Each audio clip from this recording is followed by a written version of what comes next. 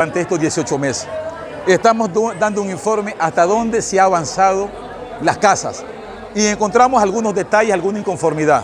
Hasta la presente fecha podemos hablar no más de 400 casas reparadas en amarillo. Significa que las rojas se están reparando apenas 101 y hay otro proceso de 158. Si la lógica son más de 2.400 casas en amarillo y más de 780 casas en rojo, el gobierno le queda, hay una deuda pendiente con el Estado, es decir, hay una indolencia con el Estado. Entonces, en ese marco, sabemos que la lucha continúa. Entonces, lo que estamos haciendo es que los vecinos y vecinas podamos retomar esta lucha y poder ir avanzando en función de que se vienen otras elecciones, viene otro presidente o presidenta que debe sentarse y empoderarse de esta lucha, que son las casas de los vecinos. Entonces, en ese marco, hoy estamos llamando a todos los vecinos y vecinas que se den cita para tomar acciones. Primero, por una parte, que se reparen las casas en función de los gastos y el bono que le contempla a cada casa. Sabemos que están los fiscalizadores aquí. ¿Qué es lo que le van a plantear? Lo que le hemos planteado la mañana y tarde es que primero se visite, se inspeccione cada una de las casas, porque son diferentes daños, porque el daño de María es diferente al daño de Juana. Por lo tanto, la lógica va a cambiar. Pero también hemos dicho que hay casas que están en cero y deben construirse de forma total. Pero también le hemos planteado que aquellas casas que están desestimadas, se busque la figura, cómo poder llegar a acuerdos que se reparen los recursos hasta donde llegue su valor de su bono.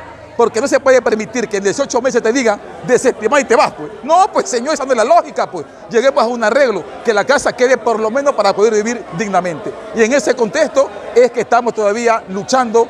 El día de mañana tenemos una reunión virtual con la señora ministra, los fiscalizadores, los gerentes de las dos empresas, Creamos Infraestructura y EPE Santo Domingo, para determinar el proceso que no puede parar. Es decir, que los 5 millones que ya están tienen que desvengarse, porque el señor presidente planteó 13 millones, apenas van 5 millones y deben ejecutarse. Y la totalidad de ellos, es decir, 158 viviendas en rojo más 101. Pero tenemos un problema gravísimo, que deben dar respuesta ellos, deben dar respuesta. Se prometió que se iban a hacer un plan habitacional de 81 familias en el ESINFA y a la presente fecha no hay ni la primera piedra, pues, y las familias desesperan. Entonces se ha planteado que a partir de la segunda semana de octubre se da. Queremos documento que permita, que viabilice el cumplimiento que se hagan esas viviendas para 81 familias que aún se encuentran arrendando y en otros casos viviendo con familias. Hablando de casos, hay casas que se presupuestaron $16.000. Se han invertido solo 7.000 y ya no quieren continuar más. ¿Qué pasa ahí? Ahí hay un error y la lógica es decir las cosas como son. Se habla de 32 salarios básicos unificados, ¿sí? Y eso corresponde no más allá de $13.000. Se sobreentiende que esos rubros, cuando Midubi contrata a la empresa EPE de Santo Domingo, contrata con un rubro. Cuando la empresa de Santo Domingo subcontrata a una empresa de Esmeralda, hay otro rubro. Ya no van esos 13.000 que dice el señor director del Midubi. Entonces hoy lo invitamos a él para que dé respuesta a lo que está pasando. O son 13.000 o son 9.000. O cuántas que son, pues. Porque nosotros entendemos que la lógica y la respuesta las tienen ellas. Hoy no vino porque tiene un asunto más importante que atender a los afectados. Él tenía conocimiento de esto y tiene que dar la cara para que explique y todos quedamos contentos. Sí, como usted está explicando, un presupuesto de 13.000 no puede inflarse a 16.000, porque ¿dónde van a parar el saldo? Es que no puede inflarse. Esos son los errores que están. Pero creemos que al vecino hay que orientarlo, que son 32 salarios básicos unificados. Y de ahí se desprenden las diferentes contrataciones que han hecho. Entonces el afectado ya no recibe 13.000, pues, recibe otro valor. Debe determinarlo, son fiscalizadores, Midubi y las empresas. Eso es lo que estamos pidiendo, que se viabilice, que se vea, que sean objetivos, que sean prácticos, que digan la verdad, cómo son las cosas. ¿Qué pasa con los que están en cero, que no han empezado a ponerse una sola piedra? Vamos, los que están en ceros, aquí se podemos decir, de las 101 casas que están en su reparación y construcción, tenemos casas que han sido de casas de madera, casas mixtas, que hoy están hechas. Nos alegramos cuando ya tenemos vecinos que están viviendo en su casa hecha. 2 cuartos, sala, baño, dormitorio, y esos vecinos se sienten felices y contentos. Pero también determina que hay casas que le falta, que le falta y buscamos que se agilite. Hay casas que se han quedado faltándole una o otra cosa, o otro un detalle, pero debe concluirse. Concluirla es dejarla vivible. Y eso que buscamos, que los recursos que le corresponden al bono sean invertidos. ¿Qué pasa con los que no tenían documentos en regla, no tenían escritura? Ese Ya. es otro problema serio, ¿eh? Nosotros hemos conversado meses atrás con el señor alcalde y le hemos planteado que se den las facilidades. Porque si no tiene escritura, debe gestionarse un documento que certifique que ese terreno es de María y por lo tanto no se puede detener el beneficio. En ese contexto, mañana vamos a volverlo a replantear en la mesa de diálogo virtual con la ministra, que se asuma.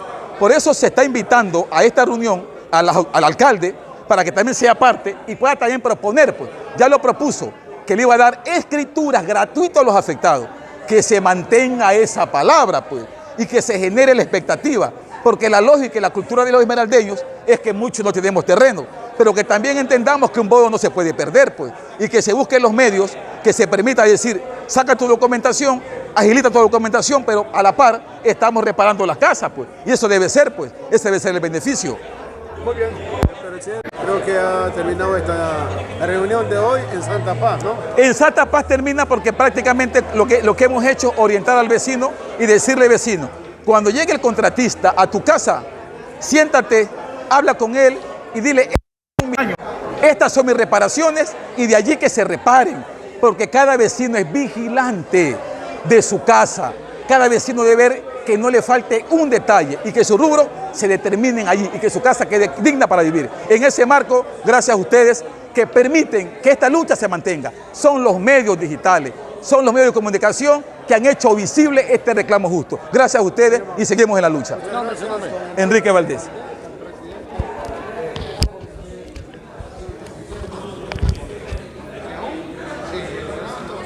Como bien saben, tenemos un proceso ya de más de 18 meses, un proceso cansoso, con un gobierno que definitivamente no ha cumplido las expectativas de los afectados.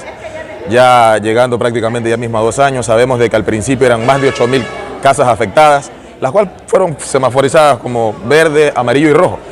Verde, daños leves, amarillos, mampostería y rojos, daños estructurales. Ya a medida que fue avanzando el tiempo, el discurso se cambió, ya no se iban a intervenir las verdes o quedarían para otro proceso. Lo emergente ahora son las rojas y las amarillas, que aproximadamente son 3.200 casas. De 3.200 casas que tenemos ahora un número aproximado de entre 400 y 500 en proceso de reparación. Y las demás, los vecinos esperando, vecinos inconformes, porque al inicio se le dijo que inclusive si estabas esperando de que te llegue la reparación, te iban a ayudar con el tema del arriendo. Pero, oh sorpresa, que no se ha dado eso. Nosotros como dirigentes, como parte de este comité, seguimos al pie de lucha, seguimos siempre firmes tratando de beneficiar a los vecinos. Pero como siempre también hay cosas que se nos salen de las manos. Estamos en procesos electorales, pero no descuidamos los procesos de nuestros vecinos. Estamos en reparación, procesos de 101 en rojo, viene un nuevo proceso de 158 casas en rojo también. Inconformidad de los vecinos, porque inclusive en las amarillas se está dejando bloque visto. No hay enlucido, en las rojas sí. Enlucido, pasteo e inclusive hasta pintura en ciertas ocasiones, dependiendo también o los acuerdos o cómo se le puede ayudar de una mejor manera al vecino. Llamamos, hacemos un llamado de atención a las autoridades pertinentes que se tomen en consideración las amarillas tal cual se lo hace con las rojas, que también se le enluzca, que también se le pastee. Y más bien también decirle al gobierno que no se olviden que seguimos en emergencia. ¿Por qué seguimos en emergencia? Tembló, si no me equivoco, en un sector del Guayas, no sé si tembló en Machala. Y si tiemblan Esmeraldas de nuevo, si tenemos un sismo considerable que puede afectar mucho más a las casas que están averiadas, tendríamos desastres humanos, pérdidas humanas grandísimas aquí en nuestra querida provincia. Conociendo que Esmeralda tiene un enjambre sísmico y que tenemos una zona sísmica. Exactamente, gracias por la acotación, una zona netamente sísmica. Entonces, a veces el órgano regular lo toman los funcionarios públicos, pero se olvidan también de que a veces nos toca saltarnos el órgano regular y más bien salvaguardar o poner como prioridad la vida de los afectados en este terremoto. Preocupados seguimos, preocupados también porque estamos sintiendo como dirigentes, sentimos el dolor de los vecinos. Como siempre lo decimos, este comité no es político. Hemos tenido muchísimas propuestas para temas políticos, pero no estamos para jugarnos con el dolor de los afectados.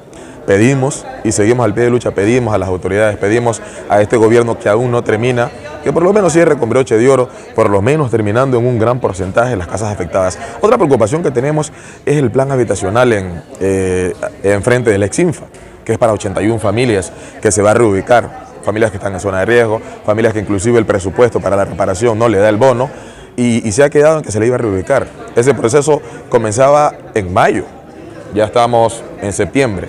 Nos dijeron en las reuniones mantenidas hace poco en el Ministerio de Gobierno y con funcionarios del Midubi que ese proyecto iniciaba en la segunda semana de octubre. La vemos complicada, siempre lo decimos, porque estamos en un proceso electoral. Esperamos y no nos mientan, pero estamos vigilantes, estamos al pie de lucha y pedimos también a los vecinos y a los demás dirigentes que tomen conciencia, que se acerquen. Somos dirigentes, sí, pero no somos dueños de cada una de las casas. Hacemos la lucha, pero llamamos también a la conciencia de cada uno de los vecinos, que se acerquen, que la lucha es de todos. Esto es por tu casa, por mi casa y por la casa de todos. Muchas gracias.